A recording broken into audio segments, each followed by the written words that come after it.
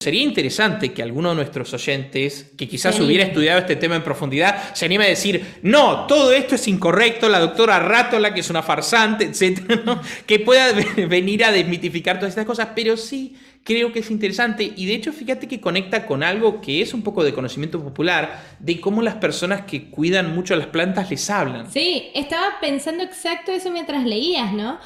¿Quién no tiene una abuela, una tía abuela, una persona mayor, de esas personas que, no sé por qué, pero la gente mayor se compromete muchísimo? Yo tengo muchos amigos jóvenes también que aman las plantas, pero mayormente la gente grande tiene como una conexión súper bonita con esa parte de la fauna, la flora, ¿no? Como que, más que todavía animales, yo conozco, no sé por qué, mucha abuela que ama las plantas, se le pasa regando, las mías en especial, mis abuelitas, y mis abuelas les hablaban a las plantas, así como que ¿qué te pasa? Ay, sí, o sea, uno ni osaba preguntar por qué le habla, o sea, era como que, porque es un ser vivo.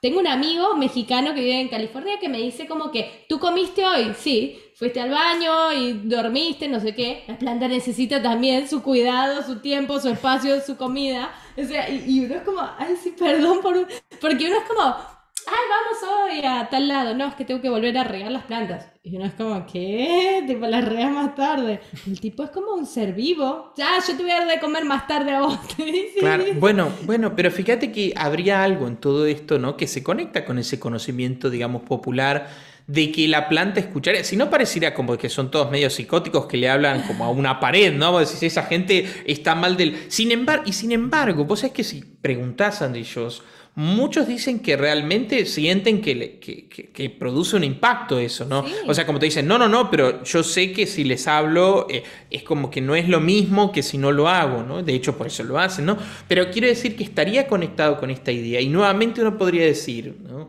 Bueno, pero la planta no tiene oído. Entonces, uno diría, la planta puede reaccionar ante una frecuencia, y eso sí.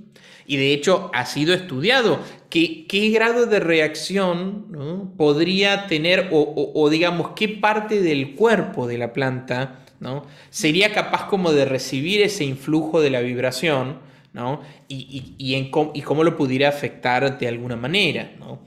De hecho, algún estudio que se citaba por ahí decía de que, por ejemplo, las plantas son a veces capaces de percibir cuando hay insectos que están comiéndose otras plantas en la cercanía, ¿no? Entonces es como que eso les permitiría como desarrollar cierto sistema defensivo, ¿no? Y preparar, digamos, como cierto químico como defensa, ¿no? O sea, habría la impresión de Inteligencia. que, claro, de que esa capacidad de escuchar, por así decir, también estaría vinculado a su supervivencia. O percibir, ¿no? O percibir, o que hace algo, o sea, ¿no? O le Sí, sí, hace sí. algo, ¿no? De alguna Entonces, manera esa información entra. exactamente, ¿no? O sea, se recibe y entonces volvemos a esta idea. Digo, quizás claramente no va a recibir lo mismo que nosotros, pero quizás percibe ese orden, ¿no? Claro. Quizás percibe ese equilibrio, ¿no? Sin duda, Eh, diría yo desde mi ignorancia.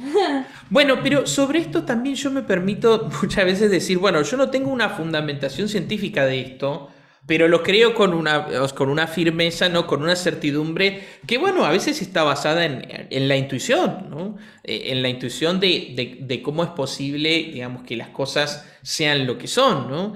Digamos, esa es un poquito la idea, digamos, detrás de estas cosas que estamos compartiendo, ¿no? Y que también cada uno, bueno, se permita. Yo, de hecho, sería interesante que algunas personas agarren, si tienen gatitos, y le pongan esta música para gatos a ver qué pasa, si realmente, efectivamente, el gato reacciona o es como totalmente inmune a eso. Yo, por ejemplo, tengo que decir que mi gatita, Roma, ella reacciona de una manera muy concreta a los ruidos que salen de la PlayStation del Mortal Kombat. O sea, sale Ah, eyectada. O sea, yo digo que percibe la violencia de esos combates. Vos sabés que fuera de broma, ¿eh? Es como una cosa que ella está ahí, y el Mortal Kombat, y sale volando. O sea, es como que reacciona. Uno podría decir, bueno, quizás hay frecuencias de eso, pero yo creo que lo que percibe es ese ritmo y esa cosa violenta, digámoslo. Y eso, ante eso sale disparada. Y vos Igual sabés que que yo yo. también. Sí. Bueno, mira. De hecho, vos sabés que alguna vez un alumno me compartía algún video de un conocido que tenía un perro, que cuando el dueño se ponía a tocar, el perro se ponía al lado y se ponía a cantar.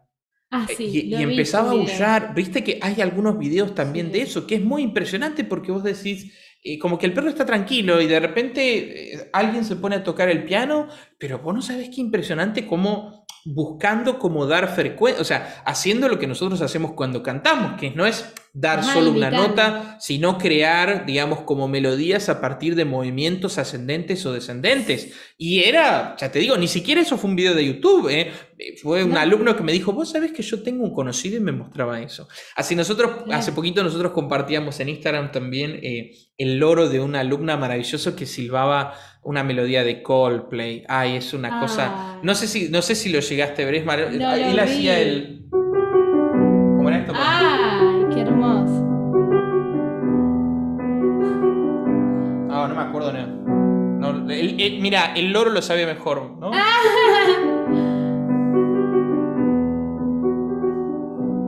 Y te hacía. Hermoso.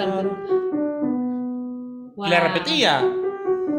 Ay, maravilloso. Se había Y aprendido la canción vi, de y ¿sabes Coldplay. qué? También como burros, que un señor le tocaba la guitarra y el burro le apoyaba así como que la carita aquí, como de lado. Una cosa súper Mirá, tierna. mirá. Qué locura. Es Así como que además impresionante, ¿no? quieren estar cerca de eso que lo emite, ¿no? De Como esa que van. fuente, de esa fuente sonora. Sí. Bueno, es que fíjate que yo creo que cuando uno ve esas cosas a uno lo conmueven, un poco porque vos ves ahí quizás algo muy puro, porque nuevamente, ¿qué es lo que no está atravesado? Por la cultura. O Mm, sea, no es que el burro dice, ay, a ver, está tocando este instrumento, a ver, lo toca bien, lo toca mal, me gusta, no me gusta, qué género va a tocar, conozco la canción. Es decir, es como que habría todo un aspecto, ¿no? De cómo nosotros juzgamos un fenómeno musical, que ahí estaría mm, como totalmente virgen, ¿no?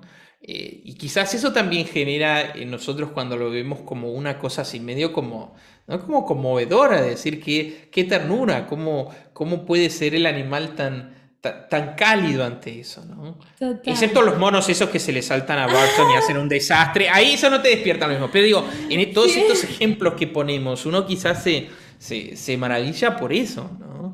Y Em, ¿sabes qué estaba pensando también esto que hablamos de las plantas, de qué manera lo reciben o no? Hay un video y ahí conectamos con el tema que sé que te interesa un montón, el efecto, pero que una vez he visto unos videos súper bonitos de bebés que nacen como o sordos o con una audición muy, muy, muy sí, bajita y que les ponen un aparatito y la primera vez que escuchan es que uno llora y se parte porque le ves así como que escuchan por primera vez la voz de su mamá, que seguro de alguna manera estaban como vinculados desde el vientre, ¿no? Y qué loco eso, ¿no? Y cómo es como, ¡ah! Le ves al bebecito la expresión de como, wow, lo que estoy escuchando, esto es magnífico, ¿no? sí, Y viceversa que dicen que este hombre, el que hacía música para los gatos, que dice que hay animales que escuchan, como los humanos, desde el vientre materno los latidos del corazón de su mamá, entonces ya tienen como una rítmica, más su latido de corazón, hay una rítmica ahí que se produce, y en el caso de los gatos, no sé por qué, pero él dice que no, y por eso les hace música específica para ellos, y hay como toda una rama entera de musicoterapia por cada animal, ¿no? Que para perros, para gatos, para cosa doméstica. bueno, es que es interesante porque fíjate que cuando él quiere componer música para uno podría decir, bueno, hay un rango de frecuencias vinculada al oído del animal que me serviría como un patrón de medida para definir las notas. Pero ¿qué pasa con lo rítmico? ¿Qué pasa con el Mm, pulso? Entonces ahí es cuando él dice, bueno, tomemos el pulso del latido, digamos, del corazón, que es lo primero que perciben de la madre, y tomemos ese pulso como referencia para darle continuidad a la música, con la idea de que en algún sentido cuando escucha esa música con esa pulsación, Bueno, se está retrotrayendo, ¿no?, a una Algo experiencia conocido. muy, muy primaria, ¿no? Es muy Claro. interesante, sí, sí, es como que dicen, bueno, ¿cuál es el latido del corazón de un mono? Tal, bueno, entonces la música sigue ese patrón. Pero también sería cuestionable, ¿en qué sentido? ¿Por qué la música debiera necesariamente estar vinculada a eso? Digo, Al ahí ya corazón. son... Claro, son teorías, quizás una música que fuera más rápida o más lenta pudiera impactarle de otra manera y no necesariamente el latido del corazón ser la referencia. Por eso digo que también estas cosas, ¿no?, están teñidas de mucha subjetividad o de mucha interpretación. Y también son muy Tanto recientes, ¿no? Esto de que también. surgieron muchas teorías en los 90, ¿no? Que estoy loca porque nos cuentes más de eso, de que les Bueno, ponían las mamás a los bebés desde la panza. Bueno, de hecho es muy interesante quizás cómo vayan cambiando estas cosas con todo el desarrollo de las neurociencias, o sea, esta capacidad también de medir, digamos, el cerebro y sus reacciones y el sistema nervioso y la comprensión que se tiene cada vez más profunda de eso, probablemente vuelva como se vuelva a revisar todas estas cosas. De hecho, hablando de cuestiones también subjetivas pero muy interesantes, o sea, es que se han hecho, y parece que es algo que se ha investigado, o que se ha experimentado mucho, con la idea de decir cómo sería una música creada por plantas.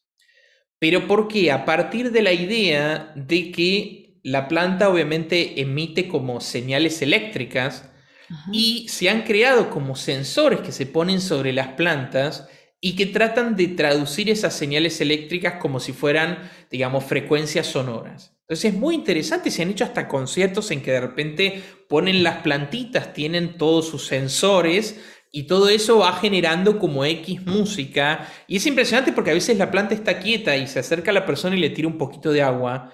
Y eso ya genera como una reacción sonora determinada, porque claro, las señales eléctricas dentro de su cuerpo varían y habría como una reacción sonora. Pero ¿por qué digo que es muy subjetivo? Porque ahí está el componente humano de adjudicar a determinada señal determinado sonido. Es imposible para Claro. nosotros saber si eso fuera efectivamente música, ¿no? A qué señal le correspondería qué nota o qué timbre, ¿no? Pero Claro. digo, es muy interesante y hay proyectos y demás que como Biosymphonic, o sea, que han hecho conciertos de repente de músicos que tocan instrumentos y está la planta ahí como creando sonidos a partir de sus señales eléctricas, ¿no? Pero cosas Todo muy, tan muy relativo, curiosas, Arturito, ¿no? Me muy haces relativo. pensar en este tema que ya hemos tocado de la sinestesia, ¿no? A qué color se le adjudica a cada tono musical, ¿no? Es como, sí, pareciera haber como coincidencias, ¿no? Pero quién sabe quién está dentro de ese cerebro, de la planta o del animal, o no sé si las plantas tienen cerebro o acabo de decir una barbaridad. Bueno, de lo que es el ser vivo, ¿no? De algún grado de conciencia. Como ser vivo se supone que algún grado de conciencia. Bueno, no lo sabemos, ¿no? Estos No lo sabemos. No somos plantas ni, son deliberados. No, y no somos científicos, justo sobre todo, eso. para afirmar estas cosas. No, pero vos es que, mira, justo dijiste de la sinestesia. Aprovecho para invitar a todos aquellos que no escucharon el segundo capítulo que hablamos de eso. Lo traigo a colación brevemente, porque vos sabés que a partir de distintos alumnos que lo escucharon. Pues es que fue impresionante la reacción porque muchos me dijeron, "Ah, yo lo tengo y pensé que estaba loco, ¿no?" Y que me decían, no sabía que se llama sinestesia. Y vos sabés que cuando fue así yo le dije, pero momento, para, ¿qué color le adjudicás? Y Aldo. una luz, sí, porque dije, bueno, veamos a ver. Y vos sabés que me decían, no, para mí el do es violeta. Y es muy interesante porque si miramos la escala que teníamos, Era se rojo, ¿no? adjudicaba al do el rojo, ¿no? Entonces Ajá. yo le decía, bueno, fíjate, vos tenés creada una asociación, ¿no?, sobre eso. Y él me decía, sí, vos sabés que cuando nosotros, un alumno que componía su propia música y tenía su grupo, y decía, bueno, cuando yo sé que la pieza está en do, yo siento como que toda la canción está en un violeta o alrededor de un violeta, ¿no? Pero digo, yo le dije, bueno, tenés un principio de sinestesia. Y me dice, ay, qué bárbaro. Yo, la verdad es que yo no lo decía porque temía pasar por loco, como, bueno, si ando diciendo esto van a pensar que estoy chiflado. Y otro alumno me decía, por ejemplo, que había creado una asociación, pero que la percibía solo en el registro agudo del piano. Dice, bueno, no, Oh. a mí no me pasa todo esto, pero yo cuando toco por esta zona, ¿no? Digo, como que de repente para mí esto es tal, esto es tal, esto es tal, esto es tal. No, digo, como que a partir de haber escuchado... ¿no?, Invitemos a la audiencia a experimentar, sí, tocar cualquier instrumento que tengan a mano, cerrar los ojos y tratar de conectar con algún y tipo de color, ver... porque podría ser A mí me pasa cuando medito, ¿no? Cuando hago meditaciones, en general me pasa cuando hago meditación después de hacer yoga, que es como que el cuerpo está más relajado porque ya se cansó y ya está uno como en otra frecuencia. Y me pasa que veo colores, o un par, o uno, o dos, o tres, y pasea como las plantas que perciben como el ambiente y las energías que hay por ahí dando vueltas. No sé, siempre me lo imagino así. La verdad es que solo vienen a uno, no es algo que uno genere. No es que yo digo, voy a pensar en amarillo y aparece. O sea, no, es como que uno está ahí relajado, soltando, y viene como un color y hasta como una cosa que baila, ¿no? O dos o hasta tres he visto juntos. Sí, bueno, es que tiene que ver con todo esto. Pero bueno, justo que dijiste lo de la sinestesia, me acordé de estos alumnos que es como que decían, ay, no Les han sabía ni pasado siquiera que cosas. tenía un nombre, no sabía que le pasaba a otras personas y de repente lo descubrieron, ¿no? A partir Mirá, de eso que Arturito, charlábamos, me ¿no? sacas de la ignorancia a mí y a un montón de otros alumnos y Bueno, pero audiencias, qué hermoso. bueno, es fantástico. A ver, es fantástico porque también uno sobre esto también lo ha... Muchas cosas, yo digo, no es que uno se las ha puesto a estudiar metódicamente, sino a partir de leyendo de una cosa aparece algo y eso despierta una inquietud y uno busca por otro lado, ¿no? Yo insisto que también muchas de las cosas que nosotros hablamos aquí en el podcast tampoco son podríamos decir, cosas en las que yo me puedo considerar un experto y atención ahora que voy a dar una disertación, ¿no? Con toda la información. No, es en el fondo siempre como un disparador hacia la inquietud que Sí. surge de la propia inquietud de uno, ¿no? Y creo que en el fondo lo que uno, la interacción que se da en relación con eso es eso, todos nos despiertan cosas, nos llama la atención algo, ¿no? Y a veces surgen de los mismos alumnos, ni siquiera es que yo a veces lo propongo, ¿no? Pero es lo lindo y un poco la finalidad de este espacio y de todos los que nos escuchan, también despertar eso, ¿no? Así me presento Pero, yo desde la semana pasada me empecé a presentar así, no digo más actriz, presentadora de tele, modelo, curiosa profesional, digo. y sí, claro, claro, uno, sí, sí, es inquieto, ¿no? Sí. Es eso, ¿no? Y yo creo que a veces cuando no está eso, es a veces una señal de si uno no debiera decir, bueno, estoy realmente vivo, si, Transitando, sí, ajá. estoy vivo si realmente nada de lo de lo que me pasa o de lo que pasa a mi alrededor me despierta, ¿no? Una inquietud, ¿no? Una ¿Por necesidad. qué? No estar muerto, ay, aquí nos ponemos filosóficos todos, no es lo mismo que estar vivo. O sea, hay Claro. gente que no está muerta, que decís como, sí, el señor no está muerto, pero no está vivo, no está viviendo, ¿no? Como uno siente que el otro a veces pudiese, ¿no? Teniendo X posibilidades ¿no? Como que Absolutamente. todos traemos materias primas que a veces uno dice, wow, esta persona podría ser un cantante glorioso y el tipo no se dedica. Yo conozco deportistas, ¿no? Futbolistas en Santiago conocía mucho y entonces termina como que tomando y en el boliche y haciendo su cosa y no se dedican y decís como, qué pena no está viviendo su vida desde ese lugar. Sí, bueno, y a mí siempre me ha generado también muchas veces una sensación, es muy rara, ¿no? Pero muchas veces cuando uno estudia por un tiempo prolongado cierta música, ¿no? De cierto gran artista, Ajá. la sensación de que vos empezás a convivir con él, ¿no? Y de que casi como que está vivo, ¿no? O sea, yo a veces tengo esa sensación, yo digo, y a veces yo siento que Beethoven está más vivo que yo, o sea, y más vivo quizás que mucha gente que uno quizás se cruza en la calle, vos decís, no, no, no, esto está vivo, ¿no? Y de repente otras cosas, ¿no? Dan la sensación de tener como una especie, sí, ¿cómo decirlo, no? De una especie de rigidez y de un plano en el que nada te conmueve, nada te moviliza, ¿no? Por eso un poco también esto que nosotros decimos de la inquietud y la curiosidad, es una manera de decir, bueno, estamos vivos, ¿no? O sea, hay Sí, algo que nos mueve hacia, ¿no? Y en así todo caso también. sería hacia conocer, hacia preguntarse, ¿no? Hacia cuestionarse. Por eso a mí también me gusta esto de siempre de abrir al debate, porque también es como una manera de decir, bueno, a ver, ¿no será que estoy equivocado? O, ¿no? Y de Ese mantenerse también. verde uno, ¿no? Mantenerse como desde... Yo siento que mi ignorancia es mi mejor amiga porque me hace ser curiosa y es como, ¿y cómo es esto? Y Arturo, no te puedo creer. Y yo que vivo así como asombrada del mundo y de cómo funciona. Porque claro, uno atrás de cada puertita que dice, ¿Cómo será que las plantas, no sé, perciben la música? Y hay un universo de eso, infinito, detrás de cada puertita que uno por absurda le parezca. O sea, es infinito. Si uno dice, quiero aprender a, no sé, hacer torres de chocolate. Y ese chocolate y cómo, o sea, las temperaturas. Y es como un universo infinito detrás de cada pequeña cosita que nos genere curiosidad, si queremos como ahondar más. Y contanos, Arturito, bueno, de estos, entonces, de los, sobre de los esto, clásicos, ya que trajiste. es muy interesante porque, digamos, hace unos años se desarrolló todo un fenómeno que fue como un boom muy interesante que se llamó el efecto Mozart. Sí. Muy interesante porque el efecto Mozart surge, de hecho, a partir de una investigación, de un experimento que se hizo, en el cual, digamos, el primer experimento surge del año 93, era una investigadora y una psicóloga francesa que hizo un experimento que, digamos, se publicaron los resultados en una revista así de divulgación científica y a partir de eso fue como una especie de reguero de pólvora en que conectaron ciertas ideas con algo que había desarrollado un otorrinolaringólogo francés y todo eso fue como un disparador para algo que se llamó el efecto Mozart. El efecto Mozart partía de la premisa de que si uno escuchaba la música de Mozart, eso naturalmente lo llevaba a desarrollar como un mayor coeficiente intelectual, ¿no? Y como una especie de desarrollo cognitivo que no se producía si no se escuchaba Mozart, ¿no?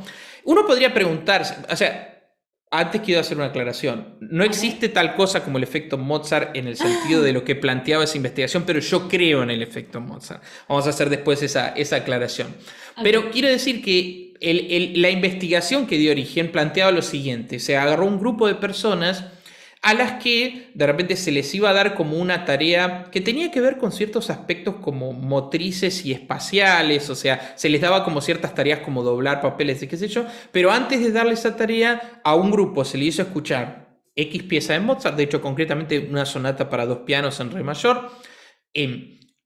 A otro grupo se le puso simplemente como una especie de guía de instrucciones de relajación, como viste esos procesos, y otra persona y otro grupo no se les hizo escuchar nada.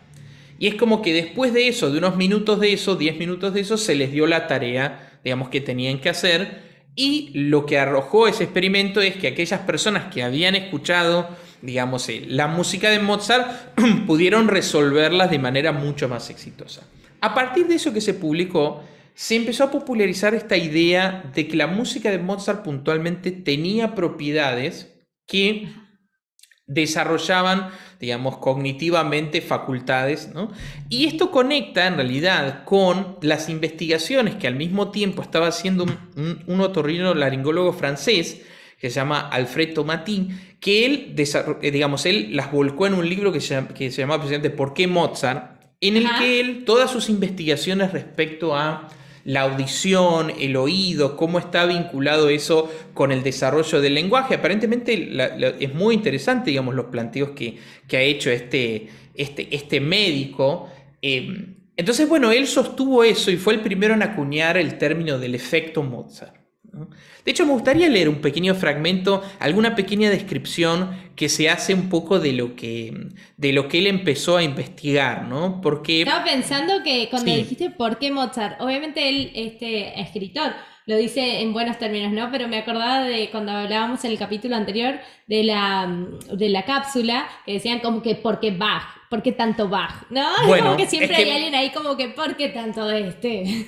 Bueno, es que fíjate que de hecho uno podría preguntarse ¿por qué no es un efecto Bach? Yo creo en el efecto Bach también, digo, pero quiero decir, y hasta te digo una cosa, si yo hubiera... ¿Para cuándo el efecto Bach? ¿No? O sea, pero hasta yo te digo una cosa, si vos me empujás a mí a establecer teorías, te diría que creo más en el efecto Bach que en el efecto Mozart, por una cuestión que sería a veces difícil de explicar. De fanatismo, ¿no? Y que quién sabe, y no generaría o desarrollaría X otras capacidades cognitivas. Bueno, ahí vamos a ir con eso. No, pero es interesante, quería leer una breve descripción que se hacía un poco de este investigador Alfred Tomaty, ¿no? Dice, es interesante porque él era hijo de uno de los grandes cantantes en Europa, ¿no? Y entonces leo una breve descripción que hace de su trabajo. Dice, a través del trabajo con sus pacientes descubrió que la voz y el oído forman parte de un mismo circuito. por lo que un cambio en uno supondrá una respuesta en el otro. Tomatí trabajó durante muchos años con importantes cantantes, entre ellos María Callas, y observó que cuando los cantantes tenían distorsiones auditivas en determinadas frecuencias, no podían controlar la emisión vocal de las mismas. Fíjate qué interesante que hasta llegó a trabajar con María Callas y aparentemente durante muchos años. Sería muy interesante ver si hay alguna cosa que menciona Callas sobre el trabajo con y tiene todo el sentido. Digo que yo siempre he pensado que la gente que grita al hablar, ¿sabes que hay gente que no sabe hablar si no es así como muy fuerte? Yo creo que es que no se escuchan. O sea, tiene todo el sentido de la vida que esto esté hiperconectado. Totalmente, fíjate que leo un poquitito más, fíjate que dice, para Tomatí la escucha es un elemento fundamental en el desarrollo y un acto vital durante todas sus etapas, la infancia, los años escolares, la vida adulta y la tercera edad. Por algo, el oído es el primer sentido que desarrollamos completamente en la fase embrionaria. Reeducando nuestra forma de escuchar, podemos mejorar nuestro aprendizaje, las habilidades del lenguaje, la atención, la energía, la concentración, la creatividad o el comportamiento social. Un poco él hasta medio quiso desarrollar toda una especie de disciplina en relación con este tema de la audición, el oído, ¿no? Y el desarrollo cognitivo, y es como que a partir de todas esas investigaciones derivó un poco en esto del efecto Mozart, ¿no? Claro. Probablemente él sería un fanático de Mozart como yo de Bach y quizás se dio la libertad de conectarlo. Y que tiene un nombre muy marketinero, se diga de paso. Bueno, es que fíjate que aparentemente lo que después desató todo el efecto Mozart es que, digamos, distintas notas en periódicos así muy importantes, digamos, en Estados Unidos, no sé si fue como el New York Times y demás, empezaron a escribir sobre esto, y entonces se armó como una especie de pelota gigantesca y toda una especie de marketing alrededor de esto, ¿no? Que llevó muchas veces a la idea de que las madres tenían que hacerle escuchar a sus niños la música de Mozart cuando todavía se encontraban, digamos, en el útero. Entonces había la idea de poner como auriculares, ¿no? Para que el niño pudiera percibir esas frecuencias, todo un poco a partir de estas ideas del efecto Mozart, que hoy en día es muy interesante que se han descartado científicamente. Se han tratado de reproducir esos mismos experimentos y no arrojaban nada conclusivo, y de hecho la misma científica que hizo ese experimento después salió a decir algo muy importante, que dijo, momento, que yo en ningún momento dije que escuchar la música de Mozart elevaba tu coeficiente intelectual.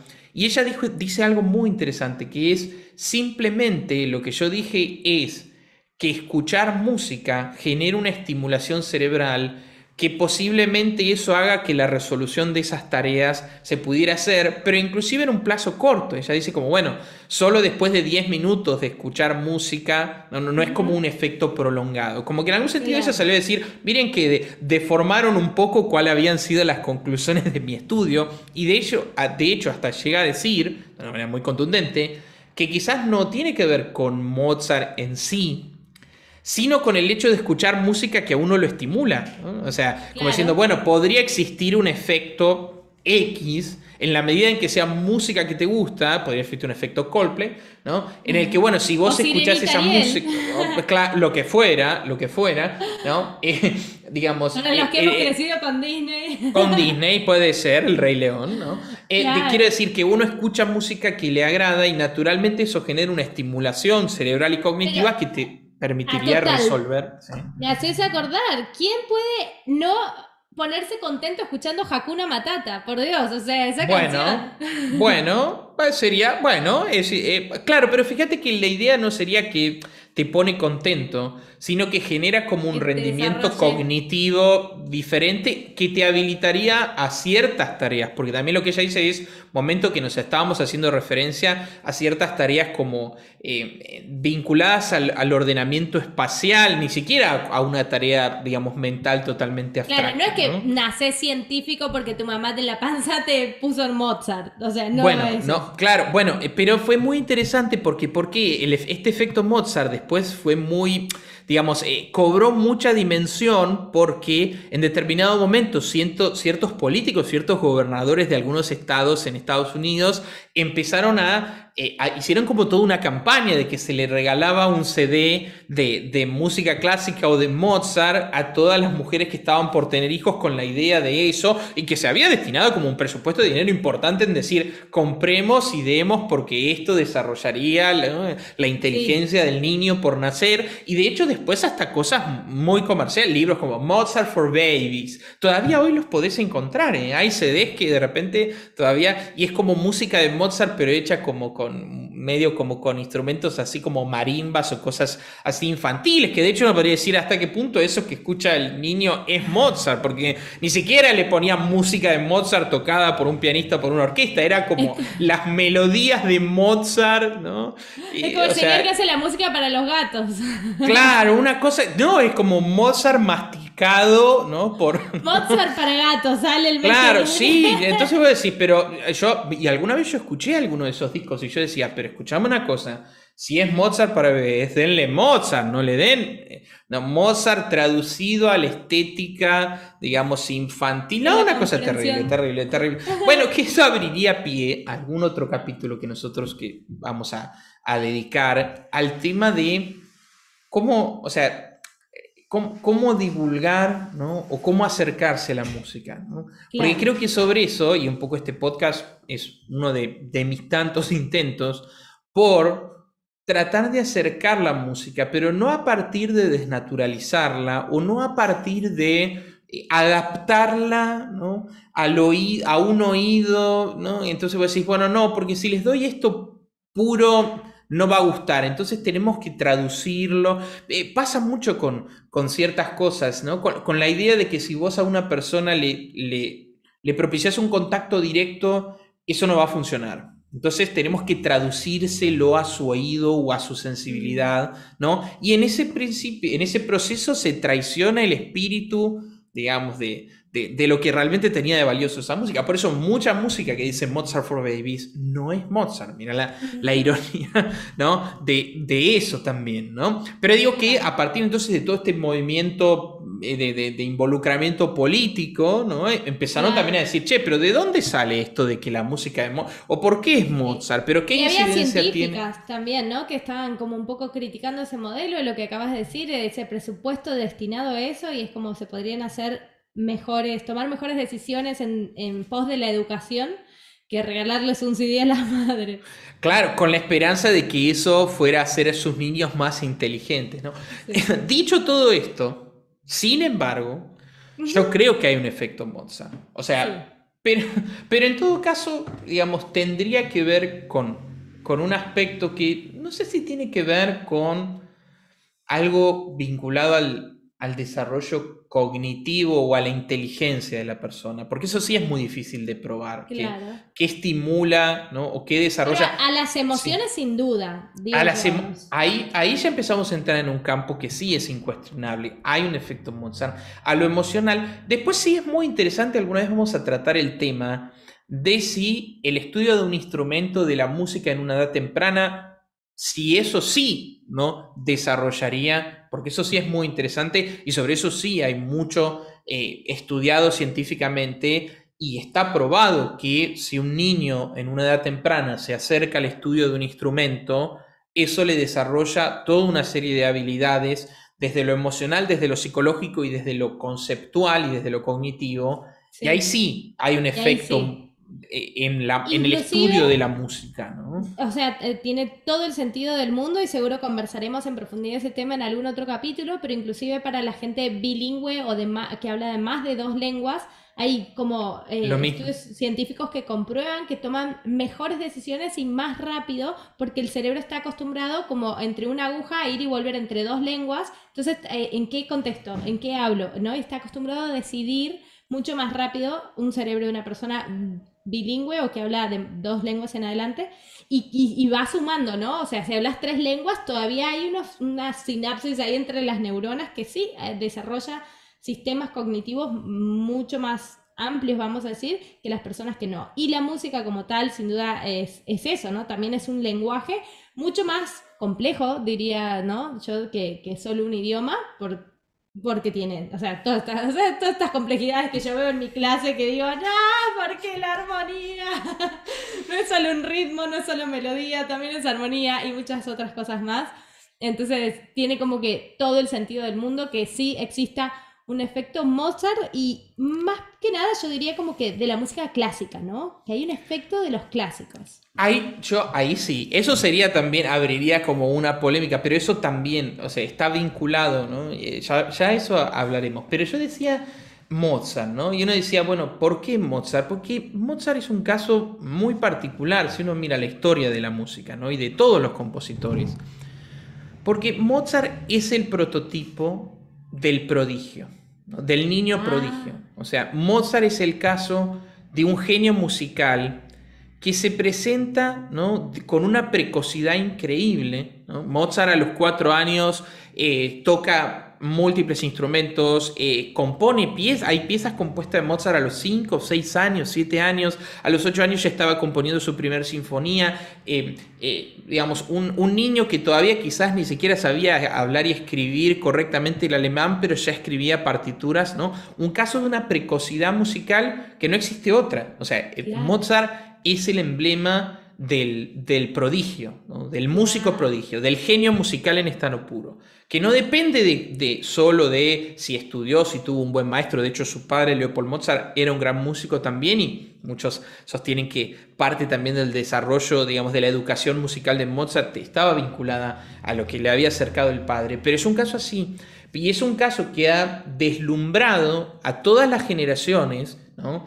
Y por eso Mozart, digamos, se hizo su reputación en Europa a partir de mostrar esos talentos y esos prodigios. O sea, fue algo que deslumbró y él se dedicó a visitar todas las cortes importantes de Europa y todos querían ir a ver al genio, al prodigio, al niño, y de hecho hacía cosas hasta por momentos eran casi circenses. Algunos han cuestionado mucho si el padre no explotó a su hijo un poco como un fenómeno de feria, como diciendo vengan a ver, pero Mozart era un niñito que lo vendaban, ¿no? Y él decían, bueno, toque el clavicordio, y 5 años, y él tocaba, y le decían, bueno, improvise sobre esto, bueno, a ver, vamos a tocar esta melodía, a ver si la puede sacar, o sea, digamos, se lo ponía a prueba, ¿no? Como para decir, realmente es así, hasta el punto que se llegaba a creer que estaba falseado, o que no tenía la edad que tenía, como decía, ¿no será que es un enano y en realidad tiene 20 años y nosotros creemos que tiene 5? O sea,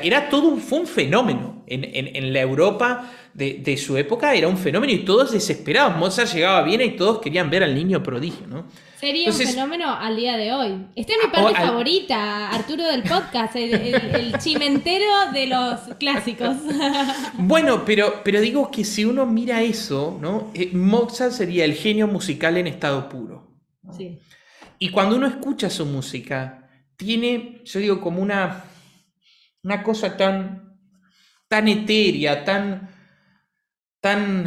¿cómo decirlo?, tan celestial. Parece realmente algo que no está atravesado por la voluntad de ese sujeto que escribía, sino casi como si la música se manifestara y de una elegancia y de un equilibrio. Realmente la música de Mozart es un caso muy particular, que uno, aparte es muy interesante que si uno lo compara con otros compositores de la época, los elementos no son muy distintos.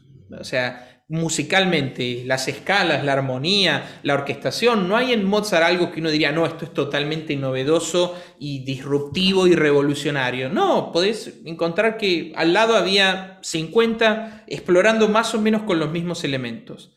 Pero en Mozart es una cosa que parece tocada por la divinidad. En ese sentido, introduciendo esto, quiero invitarlos a todos a que miren una película sobre Mozart, que no tiene rigurosidad histórica, pero que es una gran película, que es Amadeus.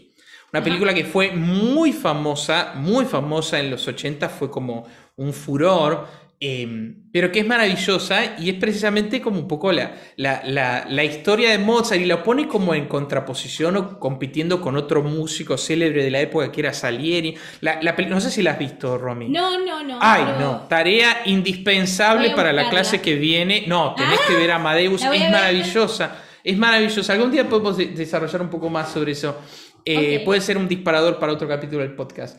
Pero mirá qué interesante que nosotros hablamos de Wolfgang Amadeus Mozart. Y es muy curioso porque el Amadeus no era un nombre que él usaba y como se hacía llamar en la época. Es como que a posteriori se le ha puesto Amadeus, ¿no? Que es Claro. como un nombre en latín que significa el amado de Dios o el amado por Ah, Dios. qué lindo. ¿No? Y yo creo que realmente Mozart es Amadeus, ¿no? Tiene esas condiciones. Sí, sí, Reúne. es alguien tocado por el genio, por la divinidad, por el espíritu, más allá de lo que uno pueda creer, ¿no? Y creo que su música tiene eso, y ese es realmente el efecto Mozart. Qué Creo hermoso, que es por Arturito. ahí la reflexión. Sí. Me encantó el podcast de hoy, andar Bien. a ahondar un poco por todas estas curiosidades. Los invitamos a que husmen un poquito más en los links que les vamos a dejar en YouTube, si lo están escuchando por Anchor o por Spotify, estamos en YouTube también, o bueno, en Instagram también, porque no podemos empezar a compartir también este proyecto tan hermoso que nos tiene muy felices. Arturito, hasta aquí creo que nos hemos sobrepasado la Nos hora, hemos pero... extendido un poquito, ¿no? Sí, Pero es posible, es seguramente con posible. gusto nuestra audiencia reciba este sobrepaso. Te mando un besote gigante, un saludo enorme para todos los oyentes. Gracias por estar ahí, de verdad valoramos un montón sus comentarios, su feedback, así que siéntanse libres de proponernos temas nuevos. Fantástico, bueno, agradecerles a todos y hasta el próximo capítulo. Chao, chao.